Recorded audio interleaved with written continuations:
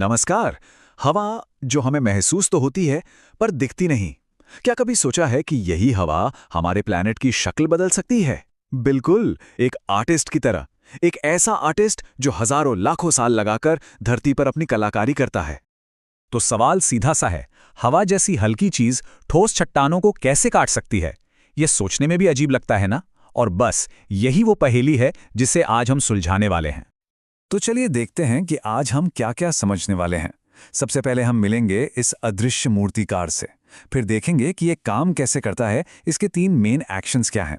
इसके बाद हम 2 कमाल की आर्ट गैलरीज में चलेंगे। एक जहां हवा ने चीज़ों को तराशा है और दूसरी जहां हवा ने चीज़ों को बनाया है। और आखिर में हम ये जानेंगे कि इन सब से हमें फ़र्क क्या पड़ता है।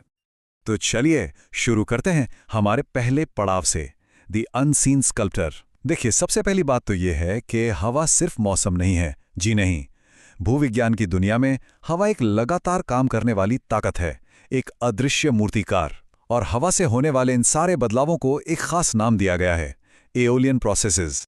अब सवाल ये है कि इस आर्टिस्ट की ताकत किस बात पर टिकी है। बहुत सिंपल है, 2 चीज़ों पर। एक हवा की स्पीड और दूसरा उन कणों का साइज जिन्हें वो उड़ा रही है।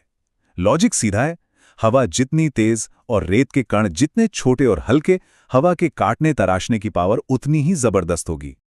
ठीक है, तो ये मूर्तिकार काम कैसे करता है? मतलब इसके टूल्स और टेक्निक्स क्या हैं? असल में इसका पूरा काम बस 3 स्टेप्स में बटा हुआ है। पहला स्टेप है इरोजन, यानी अपरदन। मतलब हवा जमीन से धूल मिट्टी के ढीले कणों को उठा लेती है। दूसरा स्टेप ट्रांसपोर्टेशन, यानी परिवहन। अब हवा इन उठाए हुए कणों को अपने साथ उड़ाकर एक जगह से दूसरी जगह ले जाती है। और तीसरा और आखिरी स्टेप डिपोजिशन, यानी निक्षेपण। जब हवा की रफ्तार कम होती है तो वो इन कणों को नीचे गिरा देती है, कहीं पर जमा कर देती है। बस यही 3 स्टेप्स हैं जिनसे हवा से बनने वाला हर एक लैंडफॉर्म बनता है। तो चलिए, अब वक्त है हमारी पहली आर्ट गैलरी में चलने का। इस गैलरी में हम हवा की वो कलाकृतियां देखेंगे जो उसने चीजों को तोड़ तोड़कर तराश कर बनाई हैं। तो इस गैलरी में डिस्प्ले पर क्या क्या है? हम देखेंगे मशरूम रॉक्स, जिन्हें गारा भी कहते हैं, यार्डैंग्स और ज़ूगेन्स। चलिए एक एक करके इन्हें समझते हैं। तो पहली चीज है मशरूम रॉक। जैसा नाम वैसा ही काम। ये बिल्कुल एक मशरूम जैसा दिखता है, पर यह बनता कैसे है? सोचिए, हवा जब चलती है तो वो भारी रेत के कणों को ज्यादा ऊपर नहीं उठा पाते। वो जमीन के पास पास ही उड़ते हैं और ये रेत के कण एक सैंड ब्लास्टर मशीन की तरह काम करते हैं, जो लगातार चट्टान के निचले हिस्से पर चोट करते रहते हैं। इससे नीचे का हिस्सा ज्यादा घिल जाता है और ऊपर का कम, और नतीजा आपके सामने है एक शानदार मशरूम के शेप का पत्थर, जैसा आप मिस्र के सफेद रेगिस्तान में देख सकते हैं। चलिए गैलरी में थोड़ा आगे बढ़ते हैं, और ये हैं यार्डांग्स। जरा कल्पना कीजिए जैसे चट्टानों के बड़े बड़े जहाज हैं जो एक लाइन में एक ही दिशा में खड़े हों। यार्डांग्स बिल्कुल वैसे ही दिखते हैं। ये हवा से तराशी गई चट्टानों की लंबी नुकीली लाइनें होती हैं, और इनकी सबसे खास बात यह है कि इनकी सीध हमेशा हवा की मेन डायरेक्शन में होती है। सहारा जैसे रेगिस्तानों में तो ये मीलों तक फैले होते हैं। सच में हवा की ताकत का एक जबरदस्त नमूना है ये। और अब देखते हैं ज़ूगेन्स को।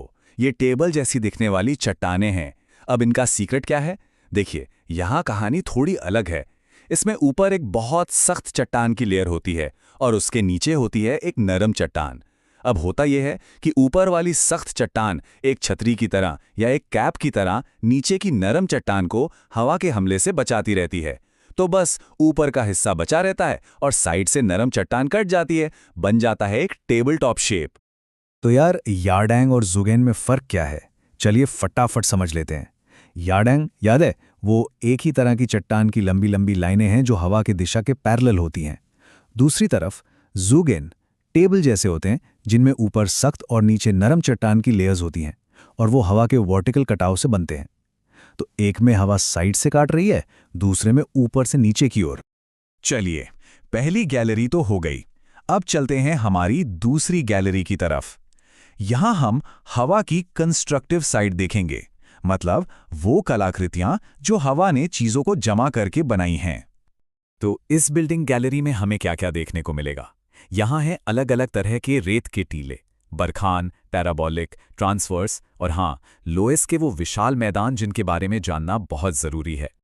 तो गैलरी की शुरुआत करते हैं रेत के टीलों के सुपरस्टार से, बरखान। इनका शेप एकदम आधे चांद जैसा होता है ना? और इनके जो दो नुकीले कोने होते हैं वो हमेशा हवा की डायरेक्शन में होते हैं। ये एक तरह से हवा के साथ साथ चलते हैं, माइग्रेट करते हैं। लेकिन ध्यान रहे, ये हर जगह नहीं बनते हैं। ये तभी बनेंगे जब रेत की सप्लाई लिमिटेड हो और हवा भी ज़्यादातर एक ही तरफ से आती हो, जैसे हमारे थार रेगिस्तान के कुछ हिस्सों में होता है। अब मिलते हैं बरखान के उल्टे भाई से, पैराबोलिक ड्यून।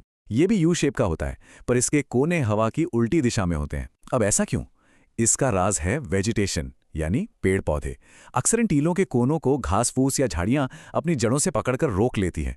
तो कोने तो रुक जाते हैं, पर बीच का हिस्सा हवा के साथ आगे बढ़ जाता है, और इसीलिए आपको रेगिस्तान से ज्यादा समुद्र के किनारों पर देखने को मिलेंगे।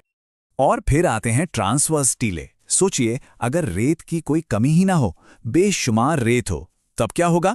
तब हवा रेत की लंबी लंबी लहरों जैसी कतारें बना देती हैं, और ये कतारें हवा की दिशा से 90 डिग्री के एंगल पर यानी परपेंडिकुलर बनती हैं। ये सचमुच में रेत के समंदर जैसे लगते हैं, जो मीलों तक फैले होते हैं। लेकिन रुकिए, एक बहुत बड़ा सरप्राइज है। हवा की बनाई सबसे बड़ी चीज रेत के टीले हैं ही नहीं। जी बिल्कुल नहीं, वो है लोएस। लोएस क्या है? ये हवा से उड़कर आई बहुत ही बारीक मिट्टी यानी सिल्ट की एक मोटी परत होती है। ये कण इतने हल्के होते हैं कि हवा इन्हें हजारों किलोमीटर दूर तक उड़ाकर ले जा सकती है। इसका सबसे बड़ा एग्जाम्पल है चीन का लोएस प्लेटो, जहां ये उपजाऊ मिट्टी की परत सैकड़ों मीटर मोटी है और एक बहुत बड़े एरिया में फैली हुई है। तो हमने हवा की बनाई और बिगाड़ी दोनों तरह की चीजें देख ली, पर सवाल ये है कि इन सब का मतलब क्या है? क्या ये सिर्फ देखने में सुंदर हैं? जी नहीं, इनका हमारे इकोसिस्टम और हमारी सिविलाइजेशन पर बहुत गहरा असर पड़ता है। तो ये सब हमारे लिए मैटर क्यों करता है? क्योंकि इन लैंडफॉर्म्स का हमारी जिंदगी पर सीधा असर है। एक तरफ तो लोएस के मैदान हैं, जो दुनिया की सबसे ज्यादा उपजाऊ जमीनों में से हैं और करोड़ों लोगों के लिए अनाज उगाते हैं। लेकिन इसका एक दूसरा पहलू भी है। यही हवा जब रेत के टीलों को खिसकाती है, तो ये चलते फिरते टीले पूरे के पूरे शहर, सड़कें और खेतों को अपने नीचे दफन कर सकते हैं। मतलब ये कुदरत की एक दोधारी तलवार की तरह है। तो पूरी कहानी का सार क्या है? ये सारे लैंडस्केप्स, ये सारी आकृतियां रेत के एक एक कण से बनी हैं, एक एक कण। तो ये हमें क्या सिखाता है? ये हमें छोटी पर लगातार काम करने वाली ताकतों की पावर के बारे में बताता है ना?